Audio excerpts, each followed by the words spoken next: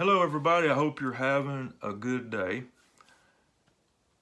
Before I start, I want to thank everybody who have been watching our music videos that James Ducker and I have been doing the last couple of weeks. And this Thursday, what we're hoping to have is a little Facebook Live mini concert with some local talent. So be looking for that. But what I want to do now is shift gears back a little bit, talking about the pandemic. It seems that things are getting better. Cases are going down in a lot of states. States are reopening, and it seems like things are getting better. But there's one front where it's really not, and that's the stuff I'm seeing on Facebook. This tends to happen after an event.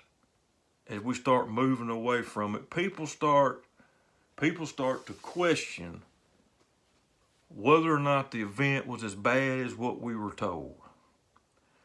And I've seen some stuff on Facebook that has amazed me. I've written three down. One says, these are the topics that I see on Facebook quite a bit, not any particulars. The government is trying to control us.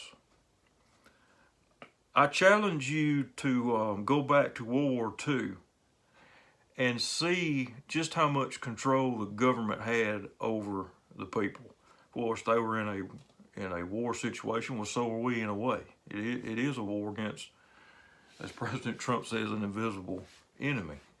But people are saying that the government's using this to control us. Well, there's no doubt you can look back at history and see where that kind of thing has happened. But this is one thing that people are saying. Some people are even talking about faith in God and saying that abiding by the guidelines is showing lack of faith in God. I find that to be very ridiculous.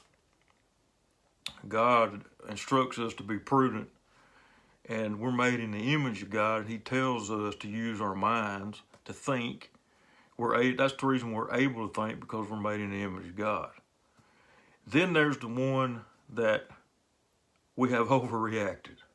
It was a complete overreaction to the virus. So was it? Well, there's no way we can know. I mean, unless you get in the time machine and go back and everybody hit a reset button and say, okay, we're going to just ride it out, so to speak, and see what happens. We can't do that. But there's one thing we can do. We can consult the past to learn something. That's what history's for.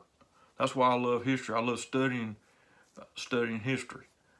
It teaches us things. And there's an event that took place that can answer this question, I believe, and I'm going to let you decide. I'll tell you my opinion afterwards, but I'll let you decide.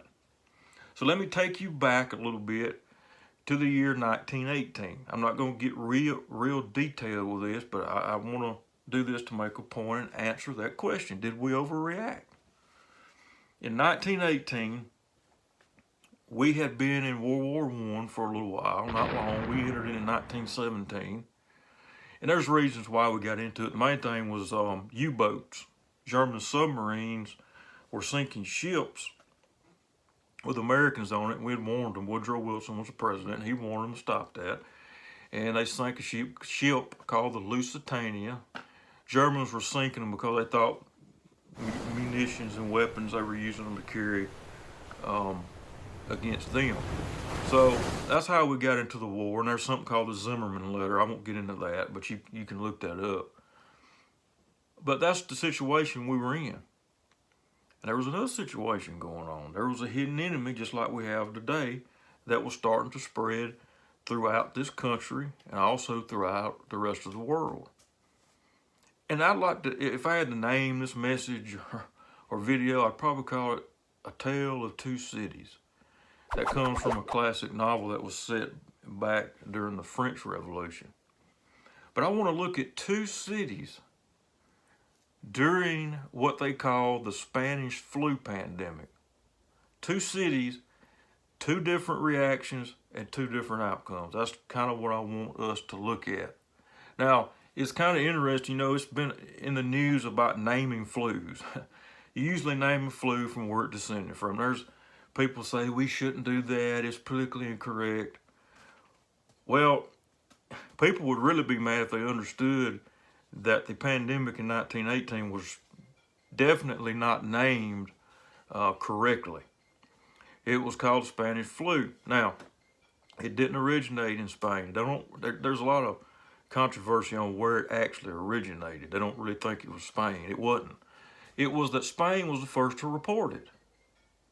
Yeah, they were the first to actually report it in their newspapers. The rest of the country was not. They were in a war, and they didn't want their enemies to see them, that they were weak, because it first spread in the military, in the Army and Navy, in America and in the other countries like France, England.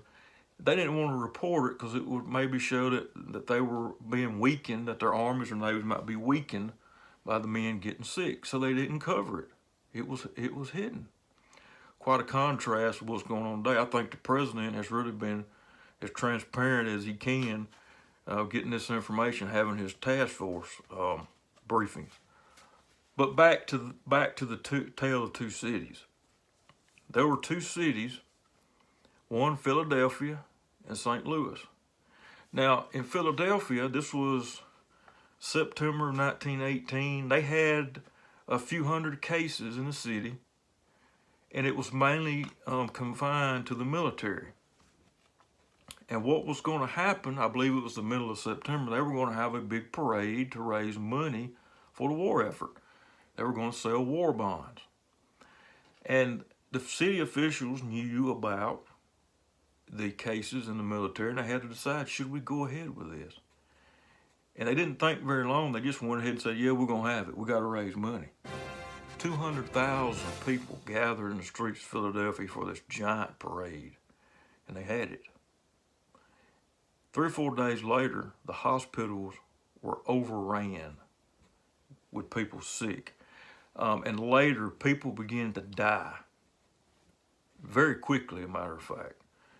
This particular virus affected people between the ages of 20 and 40. The virus we're facing now, it affects people older, 60s on up. Yeah, I've even heard now 50s. So they went ahead with the parade. Now I want us to fast forward back to 2020 in March. At that time, we had the basketball tournaments coming up. How many cities were hosting the NCAA basketball tournament? I looked, it's about 13 or 14, and we're talking big cities. What would have happened if they hadn't canceled it? Exactly the same thing that happened in Philadelphia in 1918. You can bet on it. By the way, the Spanish flu and the coronavirus is in the same family. Both are highly contagious. It would have happened the same way, times 12. Now, let's go to St. Louis, further west. They saw what was happening back east, and when they got their first few cases, guess what they did? They did what we did back in March. They shut everything down. The city officials shut everything down. The doctor who was ahead of it,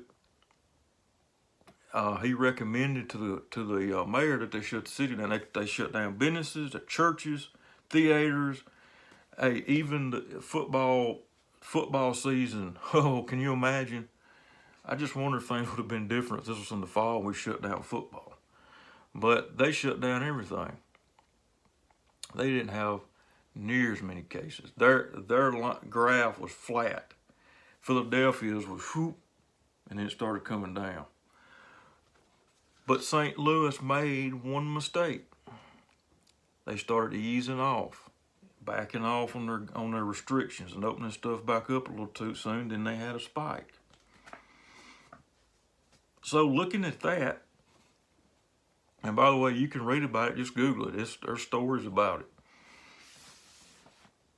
We can look at that situation and compare it to this and answer the question, did we overreact?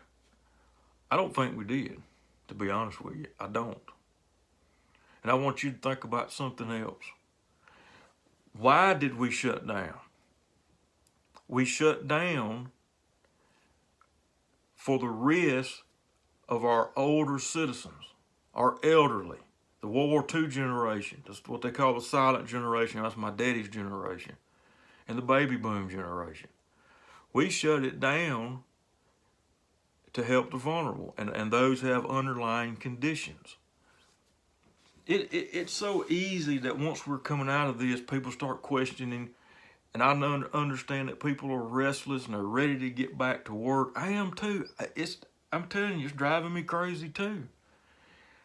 Plus there's over 30 million people out of work. I feel for them too. I really do. But the question is, did we do the right thing? I think we did. And we're starting to open back up.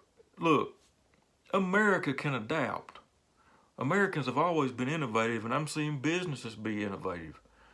I think we need to go ahead and start opening back. Each state's different. That's a good thing about the president. He's letting each state make the decisions. They've given them the government guidelines. You got those phases to go back to work. Some are skipping over some. That might be a mistake. Time will tell. But I understand people's restlessness. But I don't understand the crazy conspiracies that's going on, because to me there's just no proof of it. There's been some incidences dealing with churches and some things. You're always going to have some people to push the envelope as far as they can when something's been opened. Some of these governors have done some things I don't agree with. But as far as the big picture is concerned, I don't believe there's a government conspiracy to take our rights away. I don't believe if you abide by the guidelines, you're not having faith in God. That's just totally ridiculous. And no, I don't think we overreacted. I really don't. I think we did what we had to do. And we'll see how history judges this in 10, 20, 50, 100 years if the world keeps going that long. But I think we need to go back and put ourselves back in the moment. This is a new virus.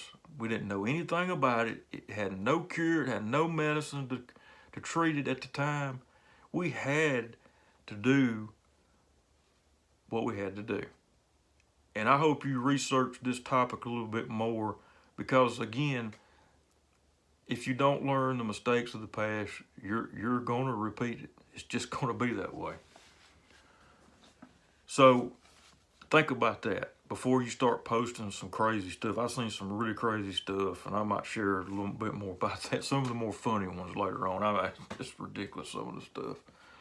Again, if you want to talk about government control, go backwards to World War II and look at some of that. They ration food. You talk about government control.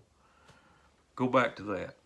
So, Thursday, May the 7th, we're hoping to have a little Facebook mini concert, and I'll be posting more about that. It's going to be Facebook Live. We're going to try it with James Ducker and some local talent. So I hope you got something out of this. Share it if you will. And look, we're opening back up. Hang in there. Mississippi's doing good, and we're going to get through this. But we got to do it safely. So stay safe, and God be with you.